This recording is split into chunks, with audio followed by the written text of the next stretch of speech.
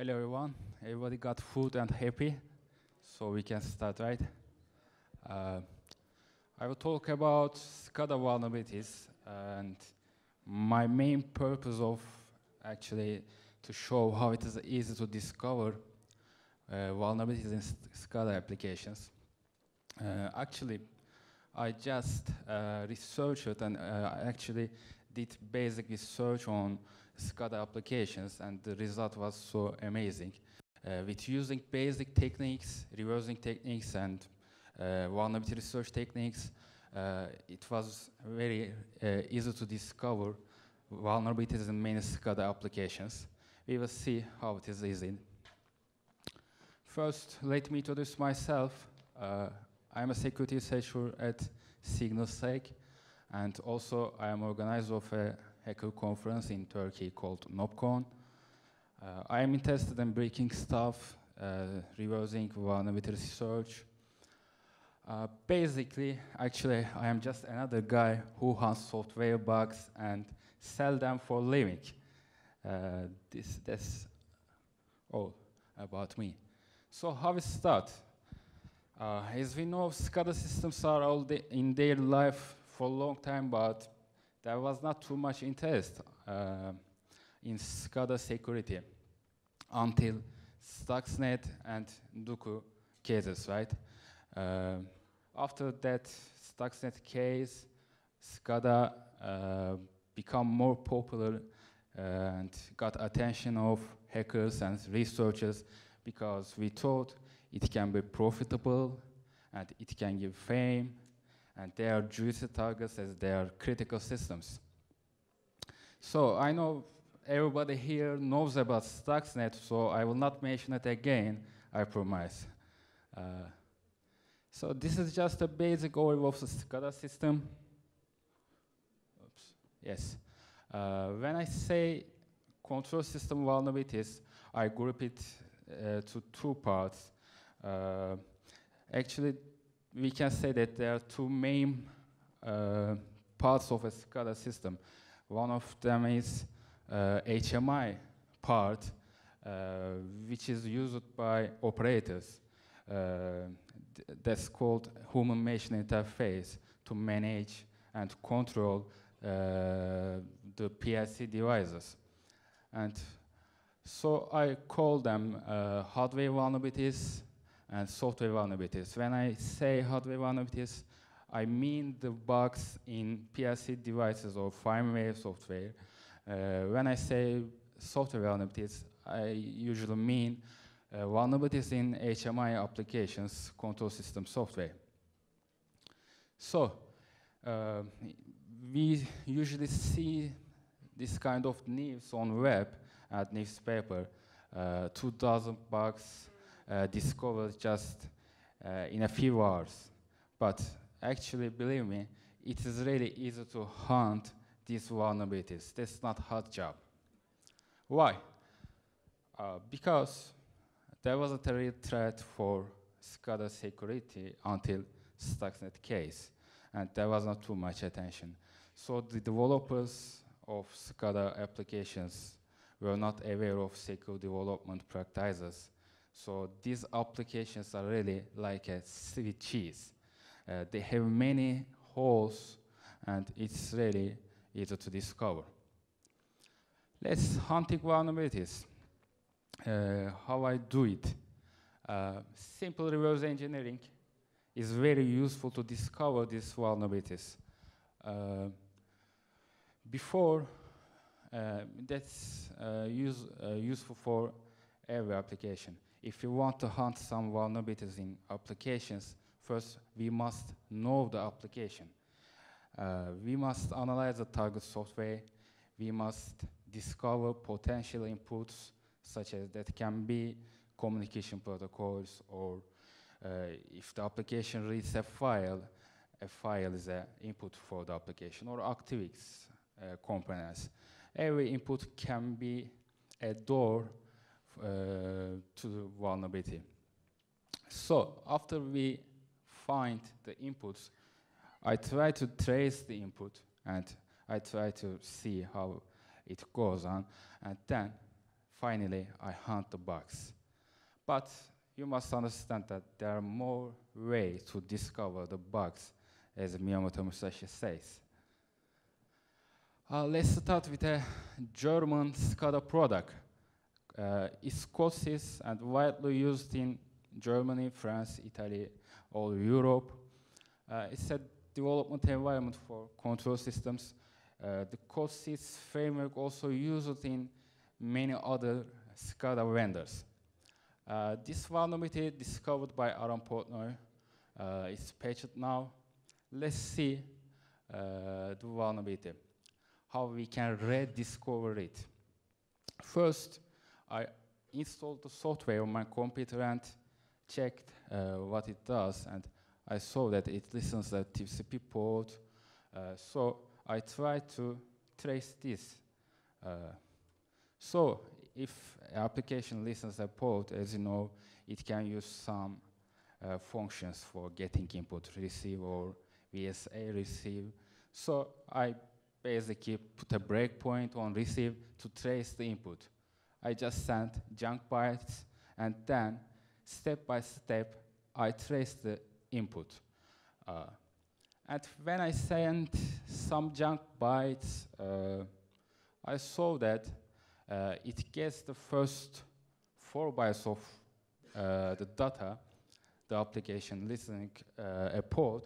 When it gets the data to that port, it compares first 2 bytes with DD bytes.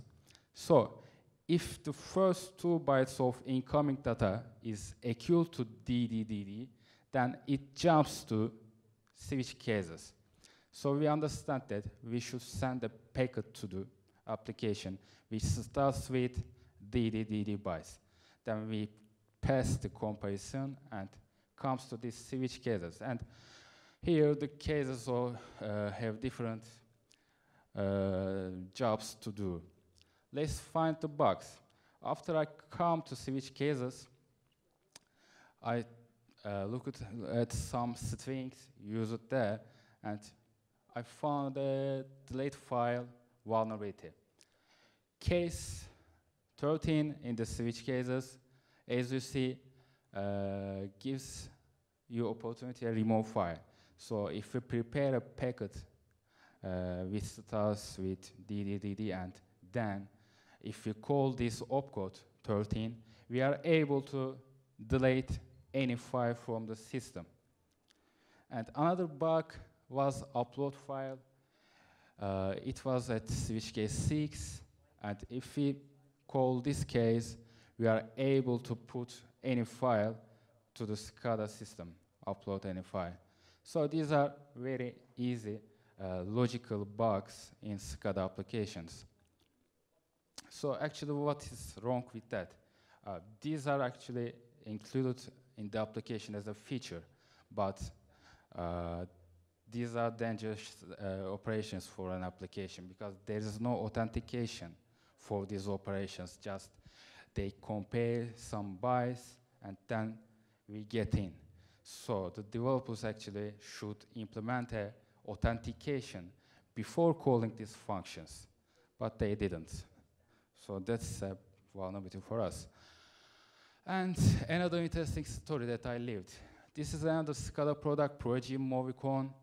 I have discovered this vulnerability in November last year, yes.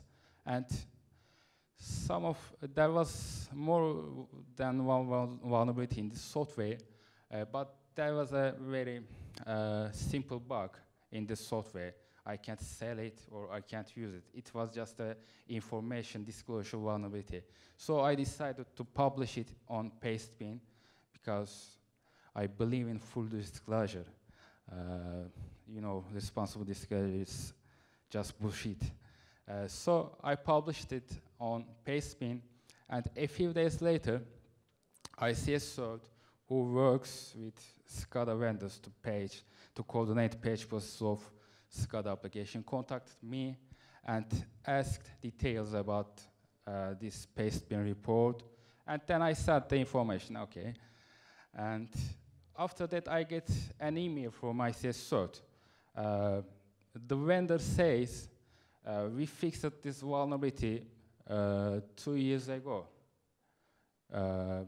So they ask me, are you sure that this vulnerability works in the latest version? Maybe you find another way to exploit, but the vendors say this bug was resolved earlier. So actually I was worried that maybe I had older version of application, but then I controlled the old bugs and the report about it. Yes, my findings look exactly same, but I checked my version and it's the newer version. So I am able to reproduce these bugs on latest version. And then let's analyze the vulnerabilities. The bugs actually same to in CoDeSys case. There was no authentication. So it listens a TCP port for incoming connections and packets. So if it sent a packet which starts these bytes, it just checks for first 4 bytes of incoming packet. And if it's equal, then there's a second comparison of application, and there's another comparison. It checks 5th byte of incoming packet and 6th byte. If we pass these also, then we come again to switch cases. And here, the information that disclosure vulnerability was opcode 25. If you call this opcode, it just call get version X API of Windows. And then it sends the output of this function to the client. So we are able to call this function remotely with sending a packet to the system, and then we are able to get info about system. Is it Windows version, about Windows version or something like that. So this is a bug right now, but we must exploit it. Here is a simple exploit for this bug, just sending a few bytes, and then we get return values of get version X API. Here is when we run it and call opcode 25. As you see, these are return values, and for example, this 6th byte says it is major version of get version X API, and it gives information about the operating system. Is it Windows 7 or Vista? This kind of information this sort of. But as you said, they say we patched this vulnerability 2 years ago, but we are able to exploit it in. So what's the problem here? Then I downloaded the older versions of this product, and I just made some comparison diffing, and actually they didn't fix any vulnerability here. They just changed opcodes of switch cases. So for example, in the older version, opcase 7 was responsible to call get version X API. I think the vendor thought that, hey, hackers discovered this opcode, so we can change it. So in the new version, just they changed opcode 7 to 25. So we were able to reproduce this bug again. So this is a facepalm for this vendor, right? Actually, they should have to implement an authentication instead of the changing the opcodes. And another vulnerability discovered by me in CoDeSys again, that's a web server of application for visualization. Yeah, I said correctly. It opens the SCADA system to internet for checking it remotely from your home or office. And that's, that application, the web server, has amazing vulnerability. If you send a long GET request to HTTP server, it just calls SPNTF to print it in the logs, and then, as you know, SPNTF is an unsafe function, and it causes buffer overflow. And Mr. Fadley yesterday told about these SCADA systems. They are really old, using Windows XP or more older operating. So this is buffer overflow vulnerability, but you even don't need to fight against DEP or ASLR protections. So very easy to exploit. And another vulnerability in Schneider SCADA application, and this was used in Czech Republic, gas distribution, and I think I canceled them. Actually, I don't cancel, but before I was in another conference and they wanted me to hide these informations. Also traffic center and I think Malaysia airport. And this was a denial of service vulnerability, not much pretty, and just a simple bunch of codes is able to cause denial of service in this application. Another Schneider Electric application vulnerability. This is the same with CoDeSys WebServer. When it gets long GET request or POST request, then buffer overflow happens. Because of, as you see here, it gets the request, and then it calls strcopy function. In modern applications, it is hard to find these unsafe functions, but SCADA systems are really good for that. Case 6, power-linked operator. This is another vulnerability discovered by me in Invensys SCADA application. I think it's a part of Schneider Electric also. I just discovered it was an ActiveX vulnerability. I just fuzzed ActiveX contents. You know, there are many ready-to-use fuzzing tools for that. And then I found a vulnerability in one of these applications. But it was used, this ActiveX component was used in many applications, so I killed 5 birds with one vulnerability. So, as you know, ActiveX one exploit works on browsers, so you need to send exploit URL to operator. If he click, then we will get him. Another vulnerability, this was discovered by another researcher, not by me. In the soft HMI box, this in the soft also a part of Schneider Electric. And as we understand from the title, this vulnerability is same as CoDeSys and ProG applications. There are some operations which are remotely triggerable, and there's no authentication. So I just reversed the application and found which operations it has. And this is the simple exploit for this application. If we send 15 opcode to the application, we are able to remove a file on the system. We are able to remove a directory with this 10 Xcode, and then this is very interesting. We are able to load a DLL to the application. So we can first send a file. Also, there's a send file operation. We can prepare a malicious DLL. We can send it first to system and then load it to the application. Then we will get a shell. That's just so easy, as you see. What about targets, finding targets? Many SCADA operators claim that SCADA systems are not open to internet, but this is the web server. I found bugs, CoDeSys web server, and when I just search it on SHODAN, here is the results. In SHODAN, there are nearly 700 results, mostly in Germany, France, Austria, and Italy. And some of them vulnerable, some of them not, because I've discovered it many years ago and I think it was patched.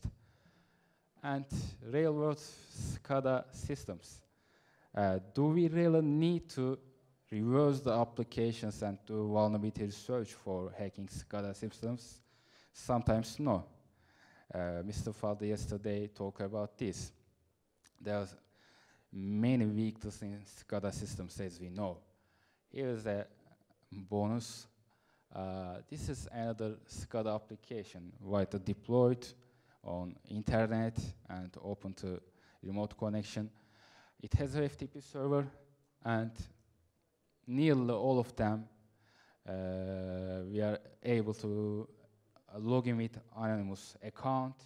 And the most interestingly, we are able to create, delete, and read the files with anonymous account. We have very good privileges, as you see. And as you see, when we enter the system with anonymous account, there is internal storage directory, and there is an auto-exec here. So an example attack scenario, just upload your malware and edit the auto-exec, and after a reboot, game over. That's all. So thank you for listening. Do you have any questions?